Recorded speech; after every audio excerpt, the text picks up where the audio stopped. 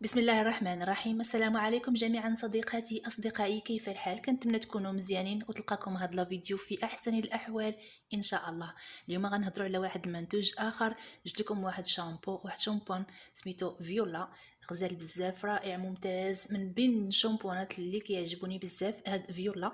جربته، ساليت هاد القنينات هادو وجيت باش نهضر لكم عليه ونعطيكم واحد المجموعه ديال المعلومات اللي كيهموا الامر.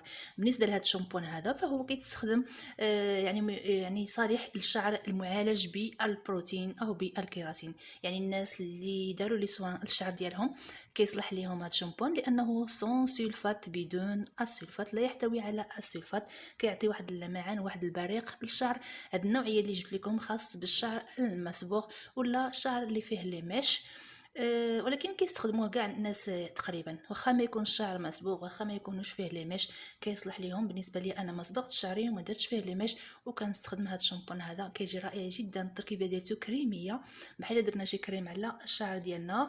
ما كيرغويش بزاف، نقولوا ما كيرغويوش.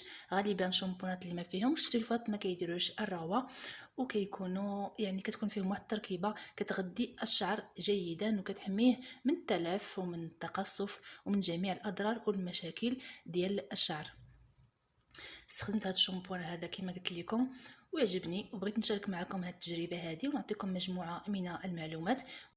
شامبون فيولا من شركة اونيبيل الفرنسية، واحد الشامبون اللي كيستحق التجربة وما غاديش ندموا الا جربتوه. دائما كنقدم لكم منتوجات اللي هما موثوقه، شي حاجه اللي هي مجرباها انا على راسي وكتعطيني واحد النتيجه اللي هي زوينه وكنبغي نشاركها معكم. بالنسبه للناس اللي كيقلبوا على واحد الشامبونات اللي في المتناول بواحد السعر اللي هو ولا بواحد الثمن اللي هو يعني معقول، واحد الثمن ماشي غالي. بالنسبه لهذا الشامبون هذا راه ماشي غالي الثمن ديالو، ولكن زوين. النتيجه ديالته على الشعر مبهره ومرضيه جدا. الثمن ديالو 55 درهم. هادشي باش شريته انايا. القنينه فيها 250 مليلتر.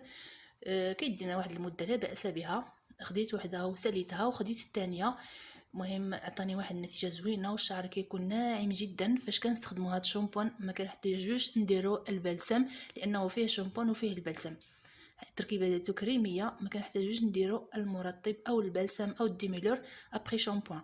هذا بوحدو كافي، كنستخدمه بوحدو وكيعطيني واحد النعومه في الشعر وكيحميه من التقصف ومن جميع وديك الحروشيه اللي كتكون في الشعر وديك النشوفيه اللي كتكون في الشعر بعد ما كندوشو.